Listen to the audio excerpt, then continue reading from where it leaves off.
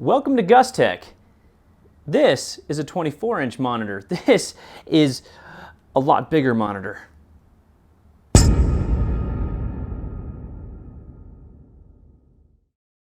Today we're going to be taking a look at the BenQ EX3501R.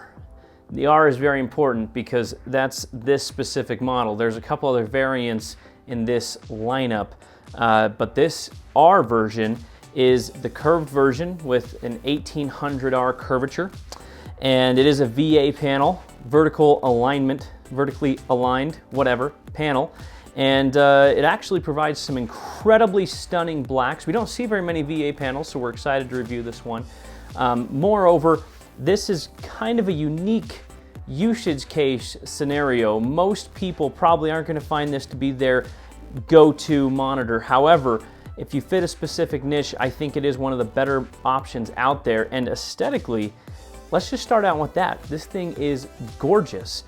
So again, it's made by BenQ. BenQ has, I believe, a pretty low profile design philosophy. They're not like Asus where it's like in your face and you're like, oh, look at the monitor, look at the colors and look at the RGBs and whatever, you know, that's cool. But it's pretty understated in its design. It's got a really fantastic stand. It actually weighs like 1,000 pounds. So because of how heavy it is, you'd be worried that the stand, you know, needs to be a pretty, you know, meaty stand. And it holds up. Obviously, it does go up and down, right? You have a little bit of, you know, angled tilt. One thing it doesn't have, which I'm a little disappointed in, is it doesn't have any swivel. However, you can tell that the swivel wouldn't really work because you'd be hitting the table pretty quick. But I wish it had some, you know, especially due to the fact that the ports in the back are aligned to go directly vertically in. It's kind of difficult to get in the input and output ports that you need. But let's talk about the bezels. The bezels they're pretty, you know, they're pretty marginal. They're not, you know, you're gonna see better bezels on a lot of different monitors. However, these are pretty understated, pretty small, and you could reasonably stack a few of these monitors together if you could stomach the massive price tag. Yeah, this thing's $800 and that's on sale. So, a little pricey. Obviously, you've got the BenQ logo down here. You've got this nice little, you know, thing down here, this little butt thing coming down. Whatever. But for the most part, it is a very good looking monitor, and it's good for an office environment. You know, it has a nice black and gray tone to it.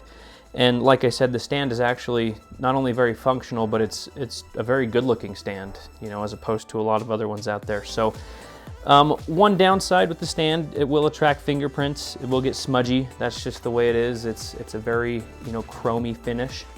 But the screen obviously has a matte finish on the top or on the front of it, which for you guys is generally pretty nice because if you are in an office environment or in an environment where light comes through, it's not going to impact your picture quite as much as some, you know, glossy finishes. So that's nice.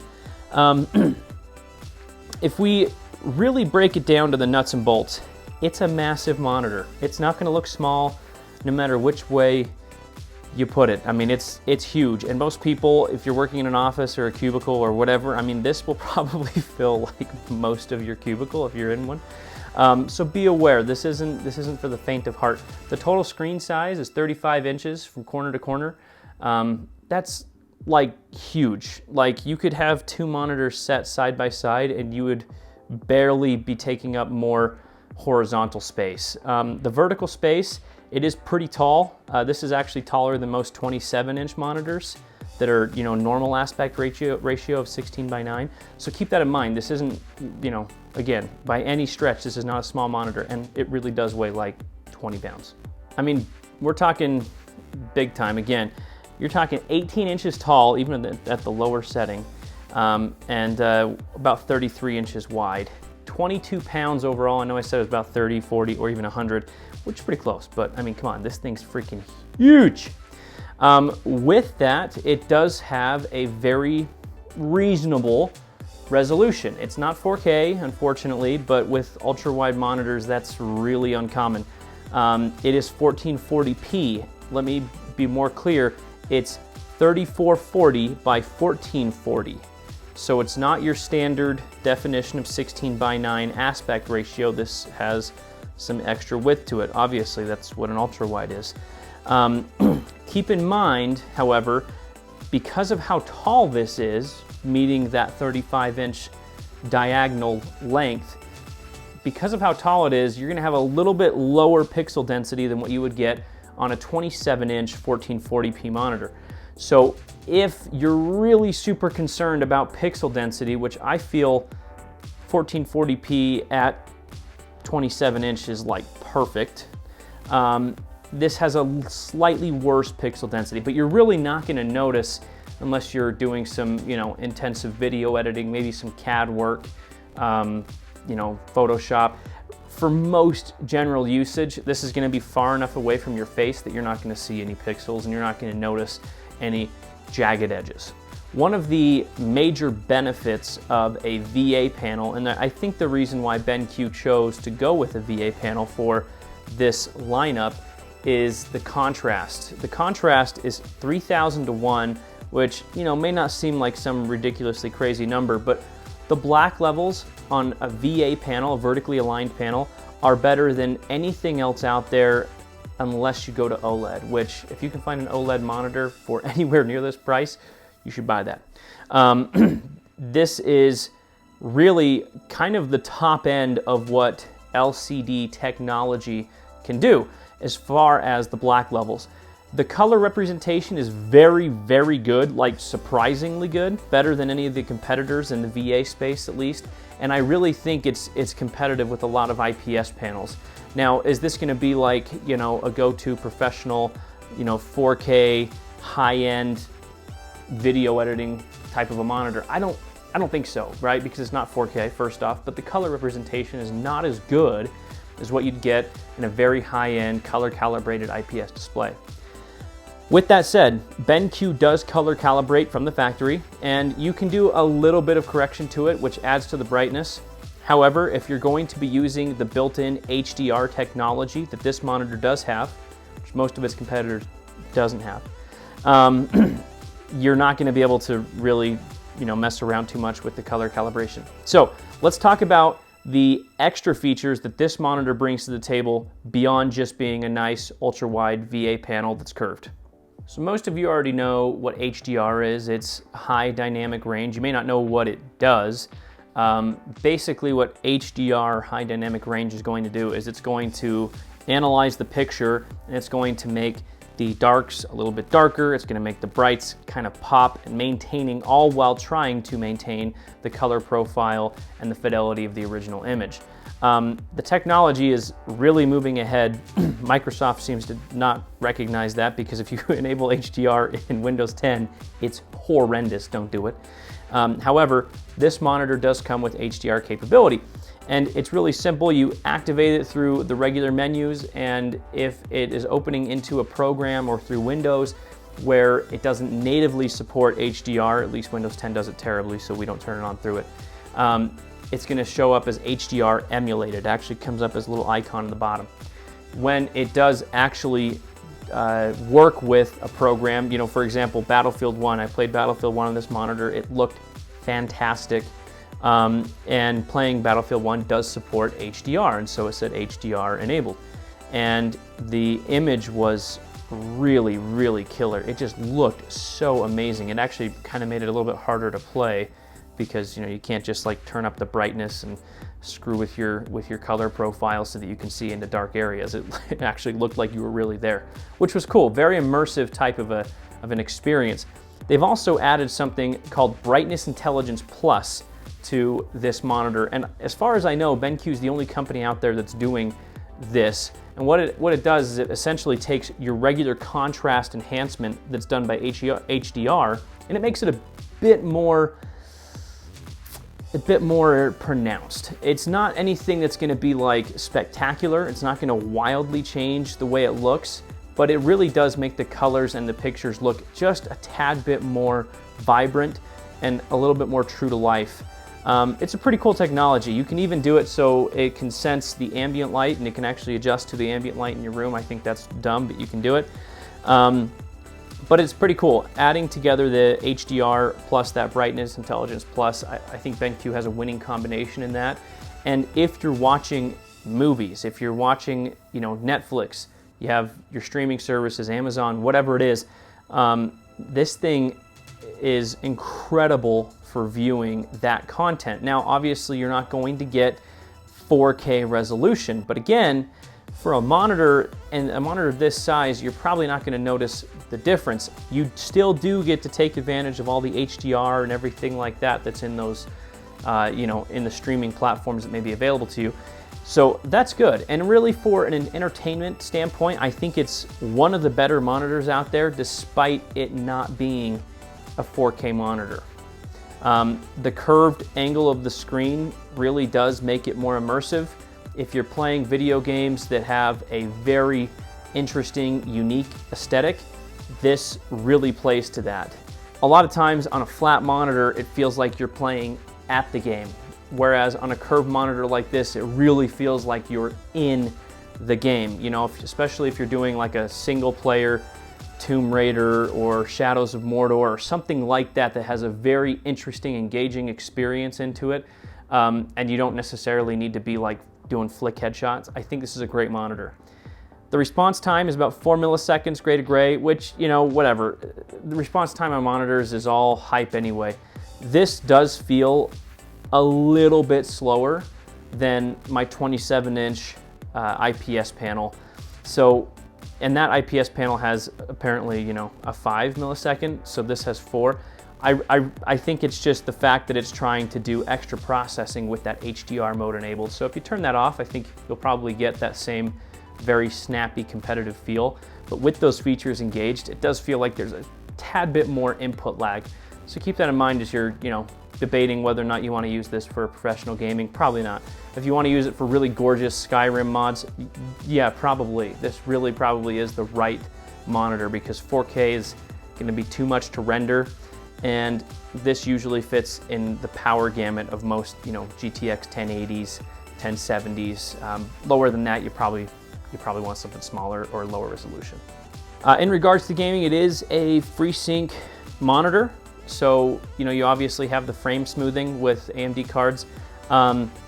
It does have 100 hertz, up to 100 hertz on the frame rates. I've noticed that, even running this benchmark that we're running right now, this is Valley benchmark by Unigine. This doesn't run at 100 hertz even with anti-aliasing off. So, and we're running it on a GTX 1080, a pretty high overclock on it too. So, bear in mind, you're probably not going to be pushing AAA titles to the edge of what's capable, because you have so many more pixels that you have to fill, with this 3440 by 1440 as opposed to the standard, 25 whatever by 1440. So let's talk connectivity, your inputs and your outputs. So this does have a USB hub. It's a USB 3.0 hub, but that's a little bit misleading because it can actually run USB 3.1 through the Type-C connector.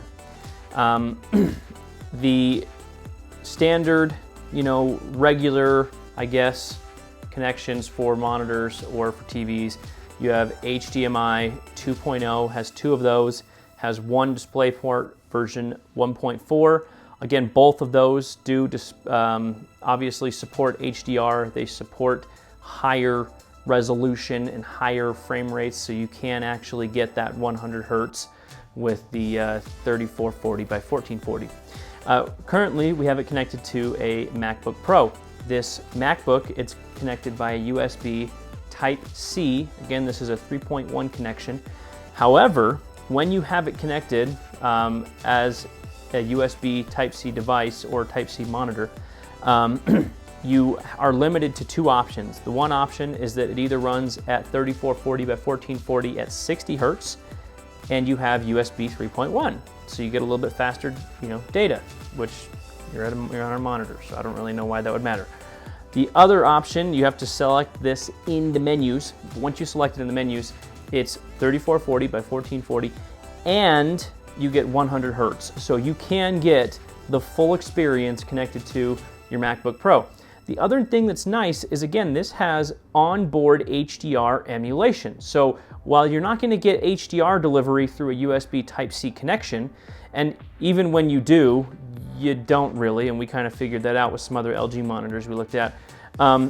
Even though you technically do get that emulation or that delivery through the Type-C, it's not going to work, generally speaking. What does work is the emulation that's on board here on the BenQ monitor. So it's not native HDR, but you do have a nice emulated HDR picture. Again, this also does work with their Brightness Intelligence Plus, so you can get the extra HDR or a little bit better looking HDR. But overall, it's pretty good. But I'll be completely honest. HDR is a major selling point of this monitor, and the Brightness Intelligence Plus is a major selling point of this monitor. I just don't feel like either of those are that meaningful. I would way rather have smoother frames. I would way rather have a smoother overall experience, and you can tell that the engine that's running the HDR emulation on this monitor somewhat impedes the performance, just a hair. And for me, I would way rather have a very snappy, crisp experience and have just a reasonably good looking picture, and that would be my preference. Now again, if you're watching movies, if you're consuming content, or if you're playing games that don't require you to have lightning fast reflexes, you're probably not going to care, and leaving the HDR on is really going to give you an extra, benefit to your eyeballs. However, like I said, my preference would be probably to leave it off in this monitor. Even though it is a really good implementation, I just don't feel like the technology is quite there yet to make it totally worth it. To the USB Type-C connection, be aware, it will not charge your MacBook Pro. It only has a 10-watt power delivery, which is too low to power most laptops. It should charge your phone, so that's cool. You can actually plug in your phone. If you have like a Samsung phone, they have their kind of dock system that should be able to work on a monitor like this. So that's pretty neat, I guess. I don't know that that's really going to be used in most circumstances. It does also have data delivery. Like I said, it's either USB 2.0 or 3.1, depending on how many, what you set your refresh rate at. So overall, the connectivity is good. I really hate where it's all placed. I think it's very inaccessible. I wish that monitor companies would stop doing this crap. You literally have like 2 or 3 inches from the back of the monitor to the back of the stand.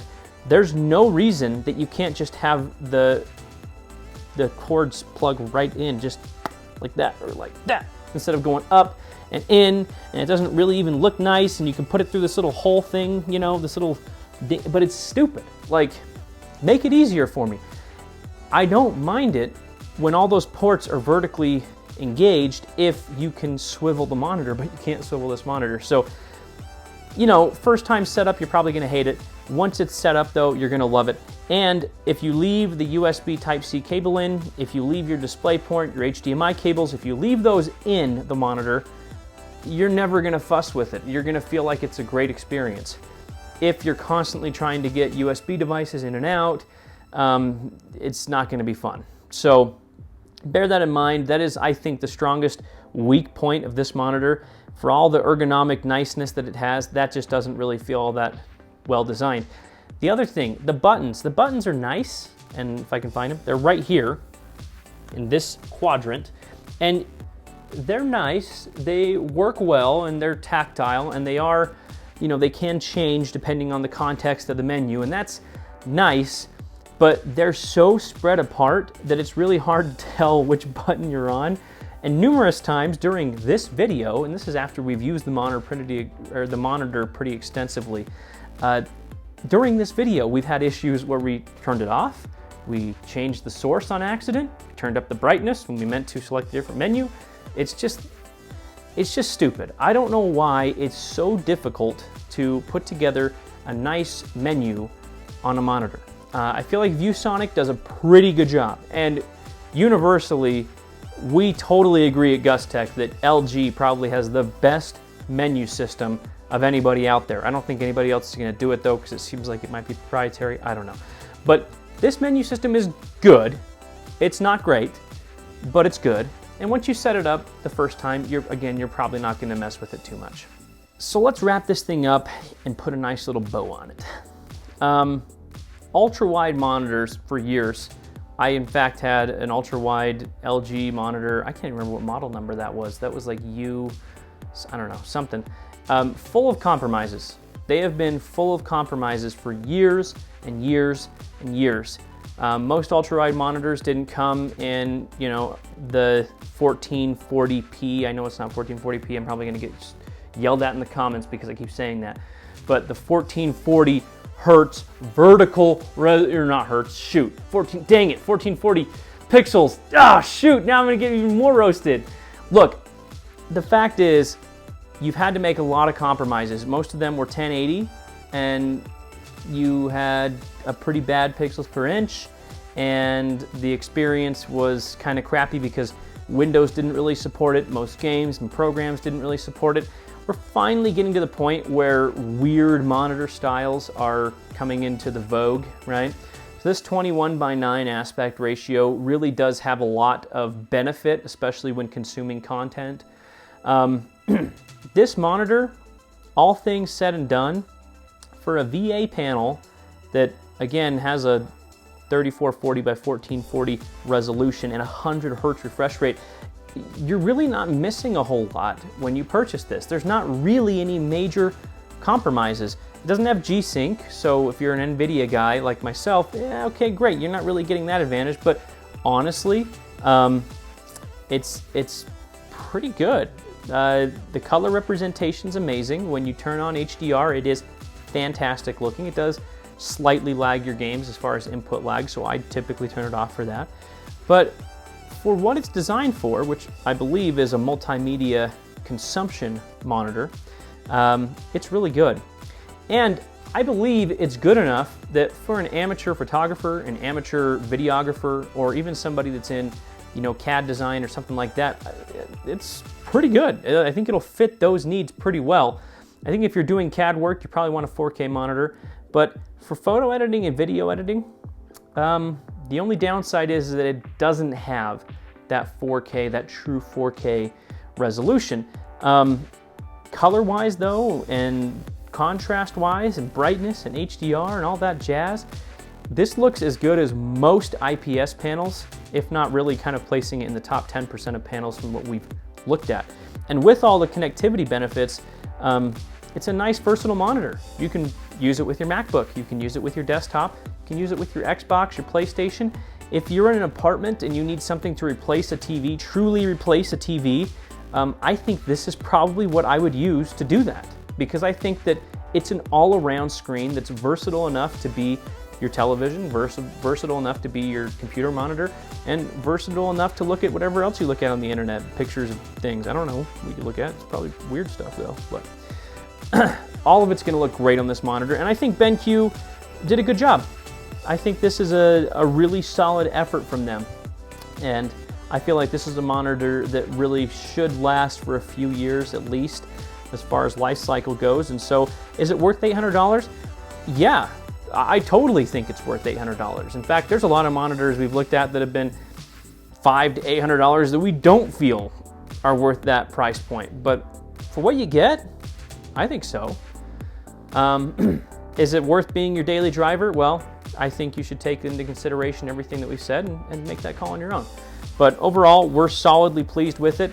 One thing I do want to note before we sign off on this, BenQ did send us this monitor as a review unit, and that's really fantastic of them. We've reviewed a number of BenQ monitors here on our channel that we bought ourselves.